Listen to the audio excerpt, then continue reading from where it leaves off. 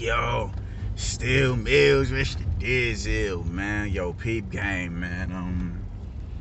It done took me a few days, or maybe two, to even make this video, man.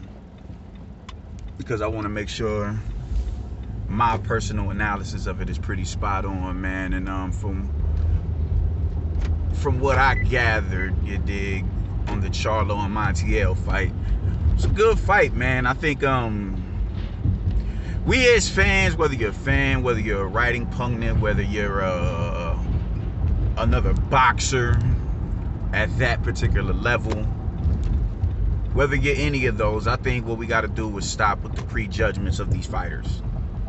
And by that I mean, just because a nigga go in there and get crashed in one fight in devastating fashion, that doesn't necessarily equate to the next fight that he fights in. Even if he's fighting, even if the level of competition is night and day between the two of them. And I'm not saying Jaime Munguia is night and day between him and Charlo, but I think at this moment Charlo has proven to be the better fighter between the two of them. So a lot of times fighters go in there with the mentality. If you put yourself in the place mentally, you dig, half of the battle is mental as is. So if you can get there, if you can get through that mental hurdle, you can damn near speak some certain shit into existence, man. So if you have a mentality that that shit is never gonna happen to me again, you'd be surprised what a pep talk with yourself would do, and self-reassurance would do for you. And that's more than likely what it was with, you know, Montiel. Just that won't happen again, at least not in that facet. You can have your slight bias going in, or your doubt. Like, man, I don't know, man. I seen homeboy get stretched. So like everybody was expecting Montiel to just go in there and get outlined in chalk. But he never touched the canvas. So you can have your reserves, you know, on a particular fighter, but also keep that slight sense of doubt, like he could do, you know, pull a rabbit out the hat. So that's what I got to say about that, man. Salute to Juan Montiel, man, for going for, you know, the 12 with Jermall Charlo. And, you know, salute to Jermall Charlo for putting on a good fight, because I don't think it should be a knock against his game in the sense that dude went 12 with him, because he clearly won the fight. You're not gonna knock everybody out, even if a motherfucker. I mean, look at how many times Gabe Rosado has been stopped. You can't go in there and expect to just knock Gabe Rosado out, because that nigga's a warrior and he comes to fight. So salute to them for putting on a really, really good match and entertaining the people of Houston, Texas, man. That was a really good match.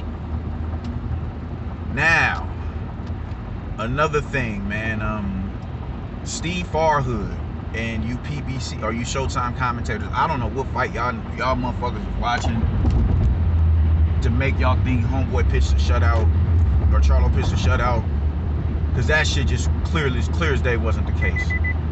Montiel won 3 or 4 rounds, and a few of them rounds that he didn't win were swing rounds late in the fight. I don't see how you can give Charlo round 4. He won that round.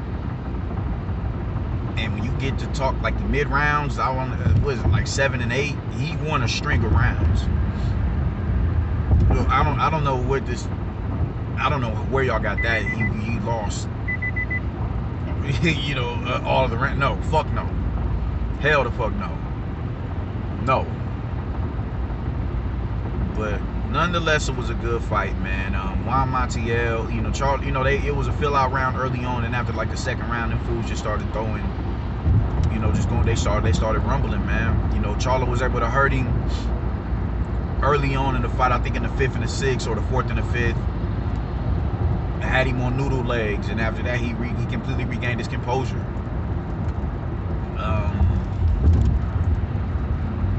He gained his composure. I think he slightly punched himself out, man, because I think he was really trying to go in and off homeboy's head, because everybody was expecting him to. Everybody was expecting him to go in there and off that dude's head, Mortal Kombat style, and he just was not having it. He was not having it. And not only was he not having it, just from his chin standpoint, he gave hella resistance. He gave hella resistance, man. He was in there like, yo, I think the most glaring part of the fight is him backing up Charlo. Turning Charlo into a back foot fighter. Where Charlo, and you know, Charlo even in this fight proved that he can fight, you know, moving backwards, going up, you know, fighting off the back foot. He proved he can do that.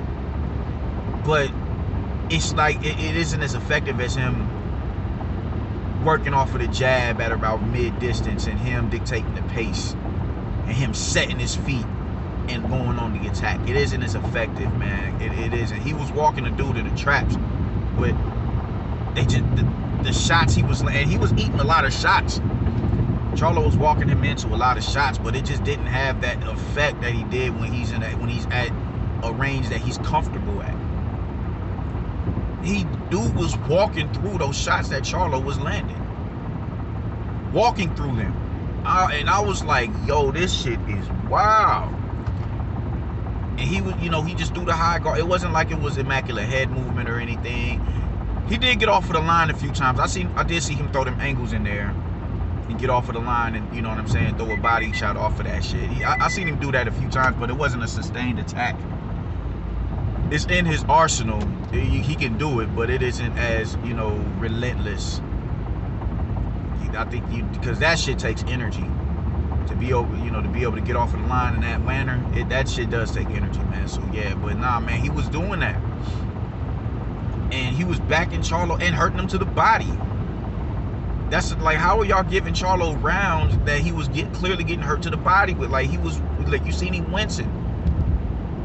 Like, get the fuck out of here, man. But you know, dude was really pressing the action, man. Like, he was pressing the action, and that right there was far more glaring than anything of the fight, anything happening in the fight. Because it was typical Charlo. You know, Charlo didn't show anything different in this match. He didn't. He did what he does works. What he does works. He's very heavy-handed, extremely heavy-handed, and the fact that he got cut and he was able to, you know, muscle through it. That's, you know, that's a testament to him as well. So salute to him for that. Salute to him for that. But yeah, you know, Montiel backing him up like that, I was like, yo, and clipping him to the body, man. He was countering him in those exchanges. Every time Charlo would launch a hook to the body, he'd catch it and beat him up in the middle with the uppercut. His uppercut was there all night, and I'm like, yo, at this point, there should be nobody. People should be going and watching Montiel when y'all should be tuning in off of the performance that he put up. Because even with the, you know, despite Charlo winning all the rounds that he won, outside of the 2 rounds where he wobbled him, they were competitive rounds. So I salute that. I real life do. I salute that, man. But one thing I will say is this, and I do not want to keep beating a dead horse, but this shit has to keep getting spoken on. So in a way, I do want to keep beating a dead horse. I think we need to pump the brakes on Charlo versus Canelo and Golovkin. Even though Golovkin is in the same division, I think we should. I think he needs to push for a Demetrius Andre fight before he pushes for a Golovkin fight, and see how you can deal with footwork. You know, somebody who's fleet-footed, you know what I'm saying, moving backwards. You know, fighting on the outside, using his lateral movement. Because I think if you can find a way to neutralize that, you'll have an easier time with Golovkin. Not necessarily saying you win, but you'd have an easier time doing it with somebody who is front foot dominant. Because Golovkin has really good feet. Really good feet. You dig? I think that would be an added skill to your, you know, to your repertoire if you was to do that. And, you know, deal with Andre. Because I think it's just this. It'd be an easier fight, because from what I saw, man, I can't see you doing anything with Golovkin or Canelo. I cannot do it, man. Just the notion that you was able to get walked down by Montiel is really alarming to me. That is, you know, that's not in your fighting identity. You're not a back foot fighter. You don't fight off of the back foot, and there's nothing wrong with that. Ain't shit wrong with that. You dig? Just something, you know. Golovkin isn't a defensive fighter. He doesn't fight off of the back foot neither.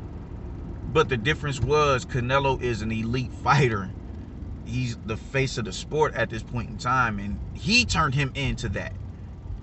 You're an elite middleweight, and Juan Montiel turned you into a back foot fighter. So just how do you deal with the pressure of a Canelo and a Golovkin, who have proven to have solid granite chins?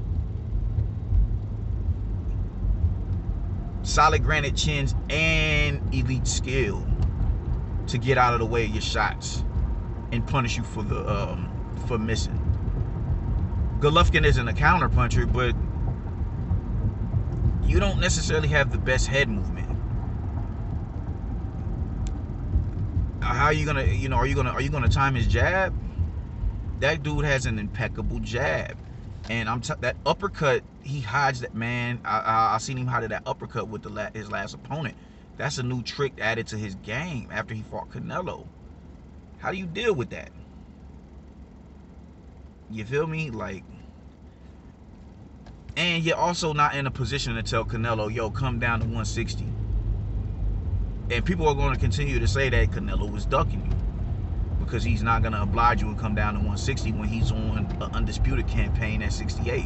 That shit is just not going to happen. He left 160 and he's up at 68 now. You have to go to him.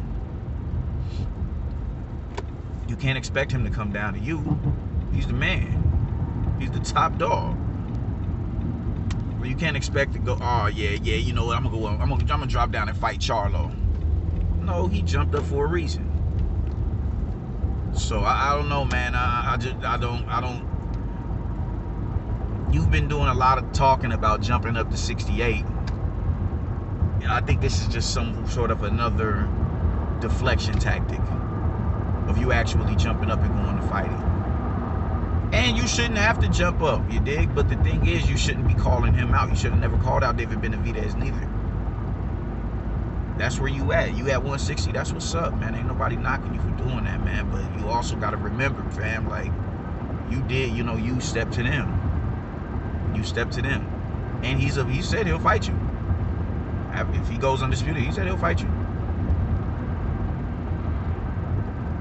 So, I don't know, man. Oh, no, you're not in a position to make that call. You're not in a position to tell him to come down to 160. Especially after you said you'll jump up and fight him at 68. So, the point is this, man. I really think you need to get in there with the likes of Andre or even a Chris Eubank. Just somebody that's going to really push you at the elite level. And I'm not saying that Chris Eubank is elite, but Chris Eubank is night and day better than Juan Montiel. And Chris Eubank might be elite. He just might be elite.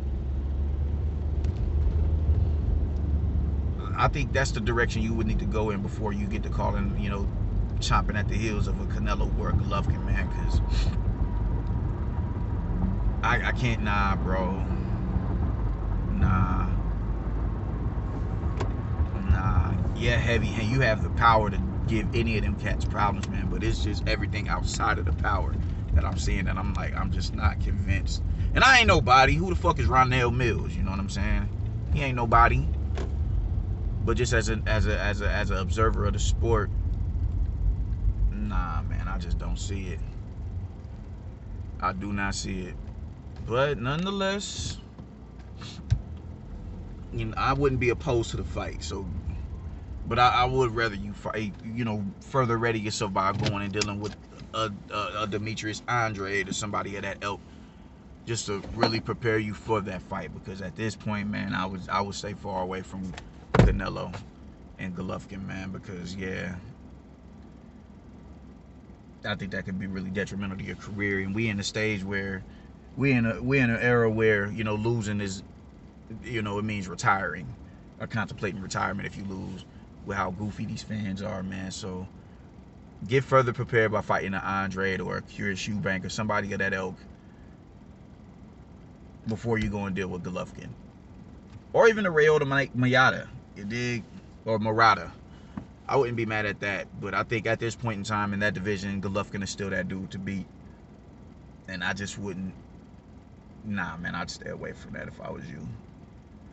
But you know, you ain't no bitch ass nigga, so I wouldn't even be mad. I'm not even mad at you for making the calls and calling them out. But I just think from a skill set standpoint, you could use a couple more fights to further sharpen them tools to get you ready for those fights. But that's my analysis. That's my personal opinion on it. Like and subscribe. Let me know what y'all think. Peace.